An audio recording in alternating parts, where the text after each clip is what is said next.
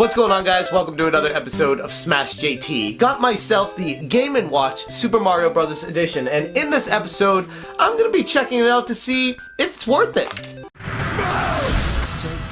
So when this thing first got announced, I had to have it. Like, being a big Mario fan, oh, that's funny.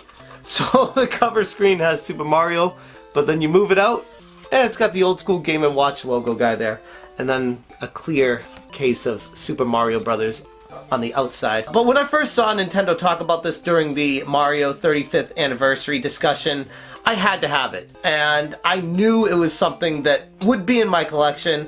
I didn't think it would be this easy to get, though. There are plenty of these available currently. It's not something that's extreme limited supply like most little Nintendo knickknacks that seem to come out these days. They made quite a few of these, so hopefully, if you're in the market to get one, there are still some available on store shelves when you're watching this video. If not, I wouldn't consider going for the aftermarket prices for them, at least anytime in the near future. They're sure to come down in price because, like I said, there are just so many of these out there. I've seen people on Facebook post pictures at their local Targets and Walmarts with like 30 of them stacked up and not selling out of them. So yeah, this is amazing. The same exact size and form factor of the original Game & Watches. Doesn't have the kickstand like the other ones do, but I mean, do you really have to have that kickstand? No. But this is really cool. I mean, it's it would cramp your fingers after playing a while. I can already tell just by how the form factor is of it. But it's based off nostalgia on the original Game & Watches, so I wasn't really expecting it to be anything next gen when it comes to comfortability. But I'm going to play this for a little bit and see what I think about it. Alright, so we got the power button on the side of it here. I'll press that down. Press the time button, it says. And you got yourself a clock. It's currently 10:13 a.m. here. Let's see if we can set that. There we go. If you're buying one of these for a clock, I can't really help you there, but it's pretty neat nevertheless. Now let's check out the games. We got Super Mario Brothers, Super Mario 2, and then the original Game & Watch Ball mode. Let me focus the camera here. Original Super Mario Brothers. I wonder how it works with two players, if it would just be on the same... It must just be set to the same pad.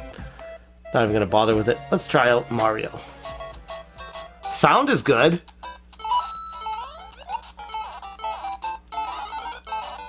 This is amazing.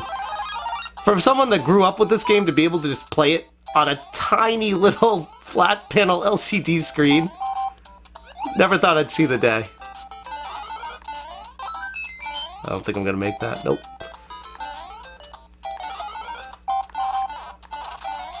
I mean, it plays exactly how I'd hope it to. Oh man, so they have it set to the original. If you get hit with firepower, you get turned into small Mario. You don't go back to big Mario like you do in the other, I think the Mario 35th anniversary, you go from fire to big Mario. In this, you go from fire to small Mario. So it's a little bit more challenging.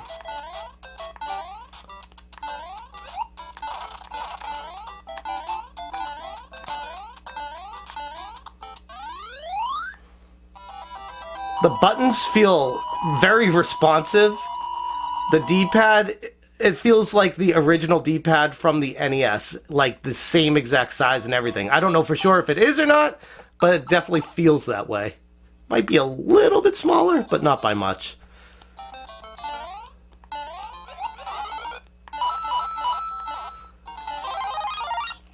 I wonder if you can get to the minus world in this game. I'm gonna try to get to the minus world. We'll see if that still works, or if they fix that glitch in this version.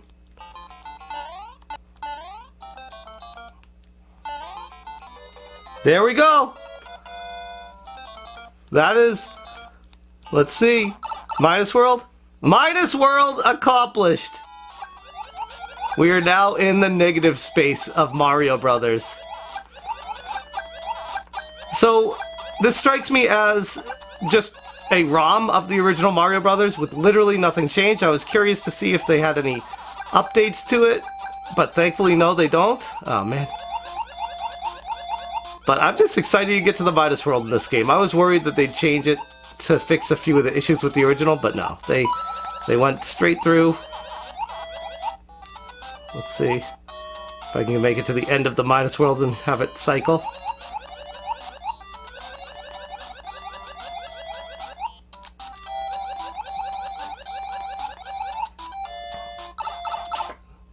Cycled in the Midas World. So that is Mario Brothers. Let's press the game button. And you can just go to a menu and switch right to Super Mario Brothers 2. The Lost Levels. I always play as Luigi in this, because you can jump higher. Which is a big advantage, actually, of a Mario.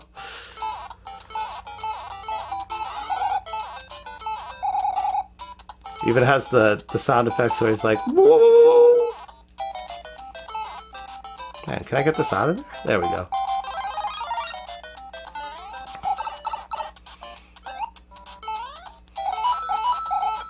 And let's check out... Oh, does it save the state if you go back to it? It does! It saves the state in the other one. I'm in the Midas World in Mario 1. That is awesome. So you can pick up where you left off. Gives a little battery readout at the top there along with the clock. Let's check out the original Game & Watch Ball. Game A or Game B? Okay, so Game A has Mario. They updated it for the Mario 35th. That's pretty cool. It's a very basic time-wasting juggle game. It does get harder as time goes on. It speeds up. Not something I really see myself playing forever, but...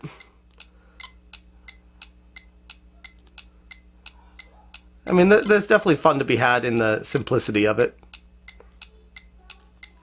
I'm more excited about being able to play Mario on a tiny screen. This is more for the novelty purposes, obviously, with the modern conveniences of gaming everywhere, and the devices like the Nintendo Switch or the PS Vita that you can bring anywhere. This is legit just for novelty purposes and convenience.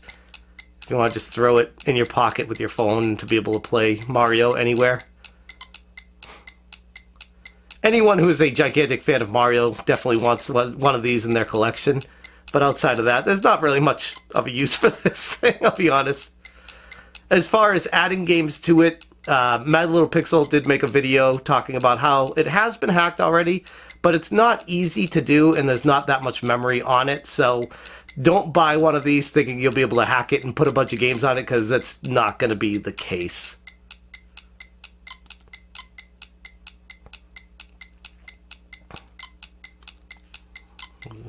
Pause it there and go back to click time. And there you have the time. I wonder...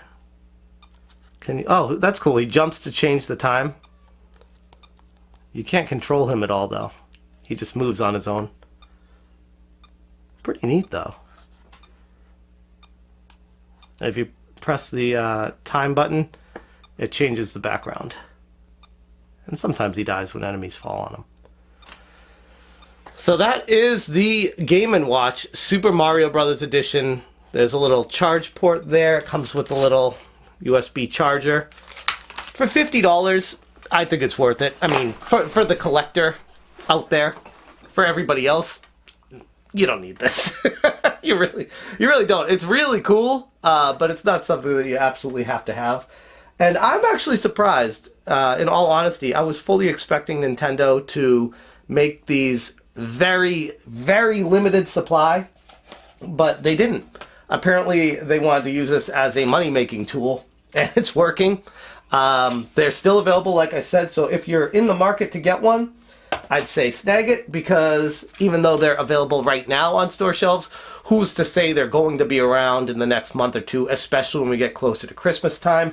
And then after that into next year, who knows if they're going to restock or remake any of these anyways. So it's cool. I could see Nintendo doing a whole series of these. I would love a Legend of Zelda one with Zelda 1 and Zelda 2 and a clock.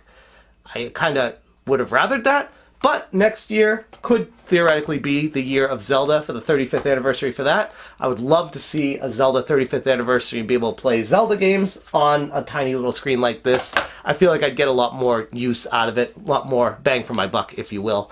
But overall, 50 bucks, it's less than a AAA title CD game, and you actually get a mechanical device with 2 amazing games on it. Yes, The Lost Levels Super Mario Bros. 2 is an amazing game, and if you think it sucks, get good. I'm going to leave the video right there. Interested to hear what you guys have to say about this thing. If you plan on getting one of these, if this video changed your mind in any way, or where you stand on Nintendo making these devices and what you want to see in the future. Thank you so much for watching, and as always, you stay smashing. Smash,